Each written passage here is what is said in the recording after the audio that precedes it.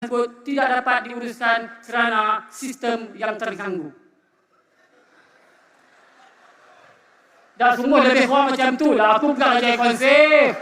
Tapi aku ajuk balik lebih kurang ayat dia. Budak tu kata bagi yang nak buat pembayaran melalui MyEKasih ni, minta maaf urusan tu tak dapat dibuat kerana sistem breakdown lebih kurang macam tu lah. Tuan-tuan, apa yang mengejutkan saya?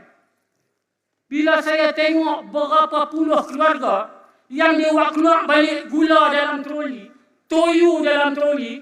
Toyu tu kicap. Toyu kicap, tadi tolonglah aku pun. Saya kadang-kadang Betul bahasa. dah kita gelak-gelak tuan-tuan. Tapi bila saya tengok troli tu, dia buat keluar gula, dia buat keluar toyu, dia buat keluar balik beras dia ambil. Rupa-rupanya aku duk sembang, aku ni pemimpin Melayu. Itulah nasib Melayu hari ni.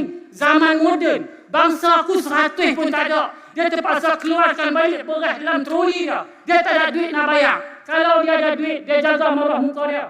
Dia bayar juga esok dia malin. Kalau 100 itu. Tuan-tuan, berpuluh keluarga. Kalau 1-2 keluarga boleh kita tolong bayar. Kalau macam tu lah kita tengok nasib bangsa kita. Sebab tu saya kata tuan-tuan, sudahlah kita ni kalau ada senggol-senggol dalam keling sama sendiri. Itulah tuan-tuan gambaran bangsa kita. Kita ni pemimpin Melayu dan itu orang Melayu kita. Yang dia buat keluar tu abang. Ni, hak janggut tu. Ni, nak setak hang.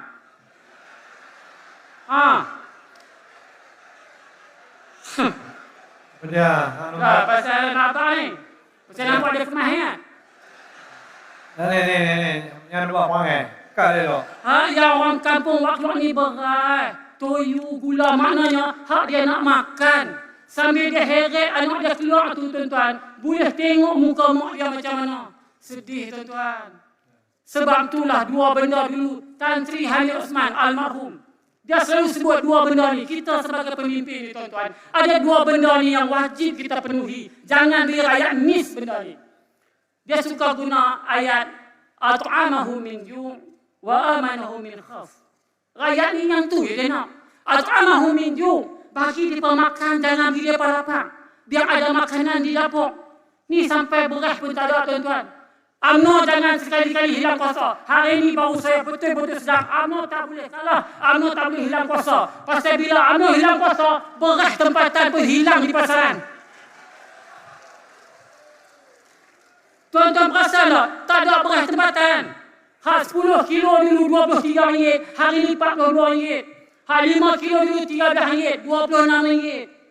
Sebab tu tuan-tuan itulah natijah apabila UMNO kalah, UMNO hilang kuasa. Beras tu hilang.